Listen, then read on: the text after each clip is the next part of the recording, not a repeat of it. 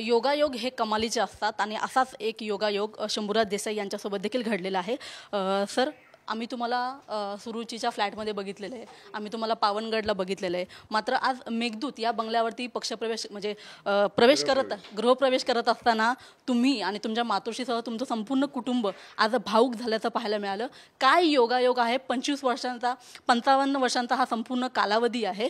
कसं बघता मागे जाऊन की हा संपूर्ण प्रवास आणि आजचा दिवस किती महत्त्वाचा आहे? तसं पाहिलं तर ज्यांनी माझा मागच्या 30-40 वर्षाचा राजकीय जीवन पाहिले, विशेषतः माझ्या जिल्ह्यातल्या माझ्या मतदारसंघातल्या लोकांना आमचा राजकीय संघर्ष त्यांनी जवळनं बघितला आहे. या वास्तूबद्दल म्हणाल, मेघदूतबद्दल, तर इथं मी म्हणलं तसं 17 नोव्हेंबर 1966ला माझा जन्म झाला.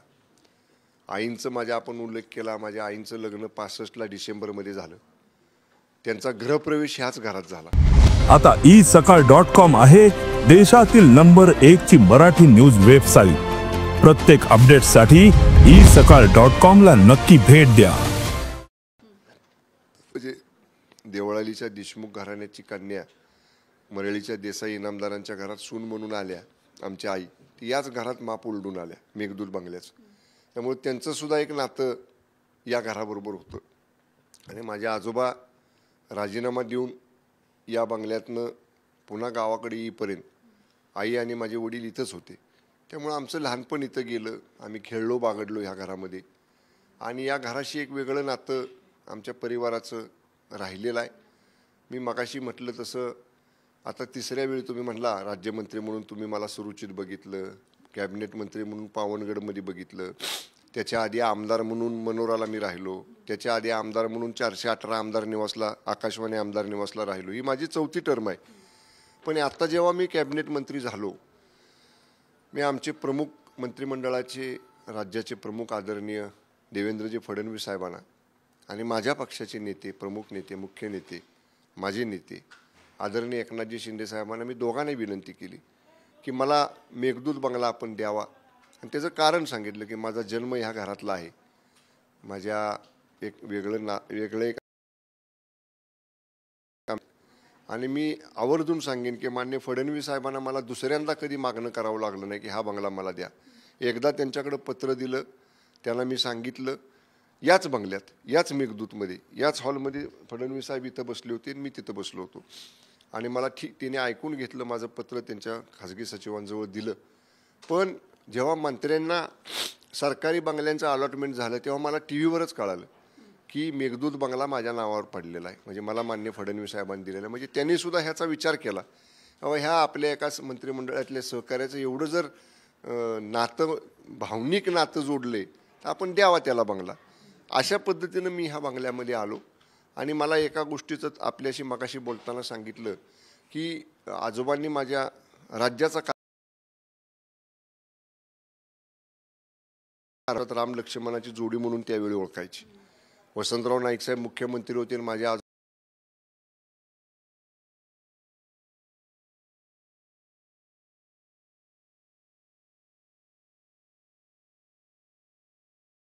नेत्यांच्या गाठीभेटी, देशाच्या नेतृत्वामधनं आलेल्या अनेक देशातल्या नेत्यांच्या गाठीभेटी हे या बंगल्यामध्ये या ठिकाणी झालेल्या आहेत. त्यामुळं असं एक वेगळं महत्त्व, राजकीय महत्त्वसुद्धा या निवासाला आहे.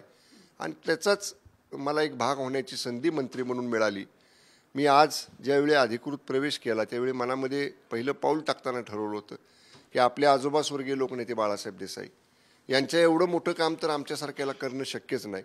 पण त्यांच्या कामाच्या नखाची सर जरी आपल्याला करता आली आणि त्यांच्या धोरणाप्रमाणे आपल्याला काम करून आपला नावलौकिक, त्यांनी मिळवलेला लौकिक हा टिकवण्याचं, वाढवण्याचं आपल्याकडनं काम घडावं, ती शक्ती या वास्तूतनं मला मिळावी ही मनोमन इच्छा बाळगून मी वास्तूत आज प्रवेश केलेला आहे. खरं तर आज आपण प्रवेश केला आहे आणि आपल्यासोबत मातोश्री देखील होत्या.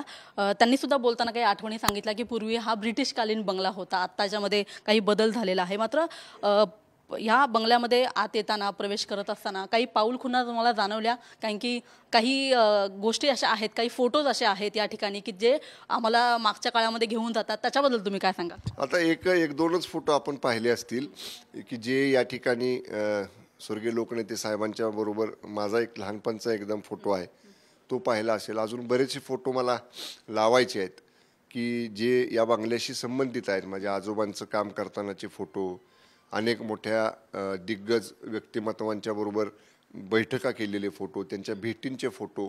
पण हा बंगला आणि देसाई परिवार हे 1970पर्यंत नातं होतं. पुन्हा 5-7 वर्ष ते खंडित झालं. पुन्हा आजोबा आमचे 77ला विधानसभेचे अध्यक्ष झाल्यानंतर 80पर्यंत या बंगल्यात राहिले. त्यामुळं 80 नंतर आता जवळपास ते 20 वर्ष आणि ही 20 वर्ष, 41 वर्ष तसा काय आमचा थेट संबंध नव्हता. 40 वर्षानं पुनरागमन झालं जसं म्हणतो आपण, तसं 40 वर्षानंतर आम्हाला परत ह्या बंगल्यात येता आलं. त्यामुळं कालांतरानं बघा, आता 1965ला असणारा बंगला आहे तसाच तर राहू शकत नाही. तो हळूहळू आपण त्याच्यात सुधारणा करतो, त्याला थोडं मजबूत करायचा प्रयत्न करतो. त्याप्रमाणे त्या काळात पण ढाचा जो आहे, मला आठवतं आता ही बैठकीची खोली मेन हॉल तो तसाच आहे. ओवल आकारचं मागं व्हरांडा आहे, तसाच मोठा हॉल वरती आहे, त्याला ओवल आकाराचा व्हरांडा आहे, त्यातनं गॅलरी दिसते सगळी. पलीकडच्या बाजूला मोठी VIP बेडरूम म्हणजे जे मंत्री वगैरे असतात त्यांची बेडरूम ती तशीच आहे. इकडच्या बाजूला परिवाराची बेडरूम आहे ती तशीच आहे. खालच्या बाजूला इथं गेल्यानंतर स्वयंपाकघर आहे ते तसंच आहे. त्यामुळं बऱ्याचशे ठिकाणं तीच आहेत, पण त्याची रचना थोडी आतल्या आत बदललेलं एवढंच, ह्याच्यापेक्षा वेगळं काय नाही. खरं तर मातोश्रीने देखील अनेक आठवणी सांगितलेल्या आहेत या ठिकाणी. त्यांनी तुम्हाला कोणत्या आठवणी जुन्या यावेळी सांगितलेल्या आहेत? कारण की त्या जशा पद्धतीने भावूक झाल्या होत्या. त्यांनी माप ओलांडून या बंगल्यामध्ये प्रवेश केलेला होता. तुमचा जन्म या ठिकाणी झाला होता. अनेक भावनिक गोष्टी जोडल्या गेलेल्या आहेत. त्यांनी तुम्हाला काय आठवणी सांगितल्या? बघा, पहिलंच प्रवेश करताना म्हटल्या बाबा पोर्च हे बरोबर आहे, एंट्री ही बरोबर आहे, व्हरांडा बाहेरचा बरोबर आहे. आता आत आल्याला त्यांनी सांगितलं की इथं जे आता ऑपरेटर बसायला वगैरे रूम आहे त्या म्हणल्या त्यावेळी इथं एक मोठीच्या मोठी अशी केबिन होती, चौकी असायची, तिथं पोलीस असायचे बंदोबस्तावरचे. ती पोलीस चौकी एक म्हणली होती म्हणजे त्या काळामधली. कारण आजोबा माझे गृहमंत्री असल्यामुळं बराचसा पोलीस स्टाफ त्यावेळी असाल कदाचित, तो असायचा. स्वयंपाकघर जे आहे ते तसंच आहे, मी मगाशी सांगितलं तसं. वरचा हॉल तसाच आहे. ह्या सगळ्या त्यांची स्वतः त्या जिथं त्यांची बेडरूम होती ती सुद्धा त्यांनी मला दाखवली की ती तशीच आहे. आजही त्यांच्यासाठी तशीच करून ठेवली आम्ही. आता मी त्यांना त्या माझ्याकडे गावाकडे असतात आमच्याकडं, पण मी आता त्यांना बोललो नाही. पण आता ज्यावेळी आज आलो आम्ही दोघाही भावाने आता ठरवलं आहे की त्यांना सांगायचे की तुम्ही आता इथंच राहावा. आता गावाकडं सणावाराला एका दुसऱ्या दिवसापुरतं जायचं आणि पुन्हा माघारी यायचं. कारण ज्यांच्या एवढ्या आठवणी ह्या बंगल्याबरोबर आहेत त्या थोडं राहिल्या तर त्यांचंही मानसिक समाधान, त्यांचं नक्की आयुष्य आज 80+ आहेत त्या.